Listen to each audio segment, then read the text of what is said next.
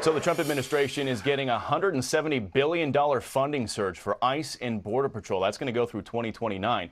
Officials say they plan to hire thousands of new agents and open new detention centers. But 66% of voters say they're concerned about ICE detentions and deportations. That's according to our Fox News polling.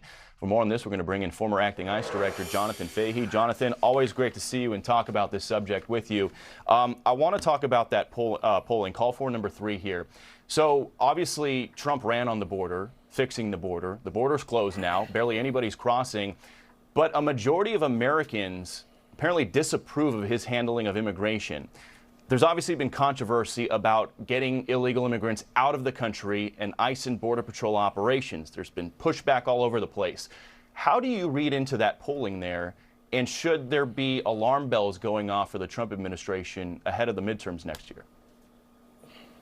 Well, I think part of the polling is Trump, in many ways, has already solved the problem. As you know, from spending so much time yourself down at the border, there's just nothing going on down there, and people aren't coming over. So a lot of Americans still don't see the overall threat of illegal immigration. And the Democrats, frankly, they've spent so much time disrupting and obstructing ICE in every respect, along, with the help of the media, that I think they have sort of advanced a narrative that's been helpful to them. But ultimately, I think this is going to go back Trump's way on the polling and also public safety, because we're going to see, we've already seen the crime numbers where they're going to be this year. We're going to have record decreases in crimes, particularly the most serious crimes. We're also sort of dovetailing on your last story. We're going to have a massive drop in overdose deaths. So people will be able to see that these things are working. Plus, on top of that, wages for Americans are rising.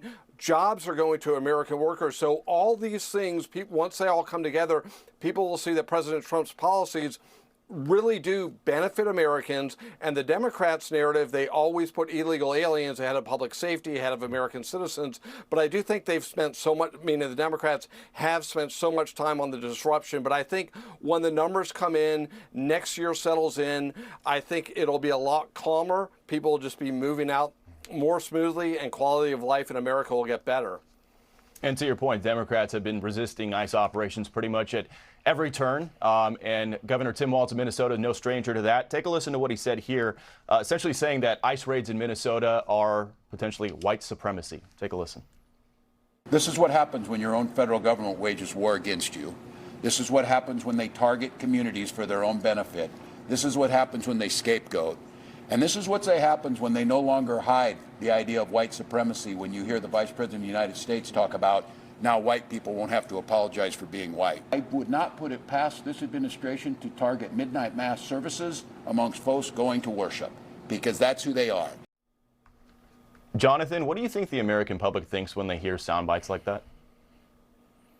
Yeah, Tim Walz always sort of seeks out the new low in rhetoric, and I think it really does show they don't really have an argument, because you hear him and you hear Pritzker and some of these other people talking about how it's harming the communities, but then when you take a step back, you see things like crime is down, things are better in these communities. So it's really hard for them to maintain that argument in any way other than the short term.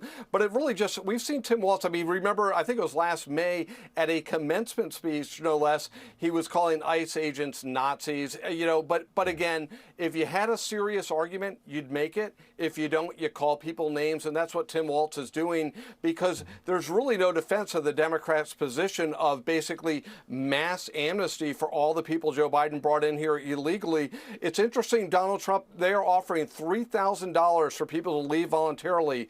The Democrats should be praising that effort, because it doesn't include any arrest by ICE, any interaction with ICE, and yet they still don't like that. So we know their real agenda has nothing to do with ICE, nothing to do with ICE agents or white supremacy or anything else. It has everything to do with mass amnesty for all of the illegals that they encouraged and brought in under Biden.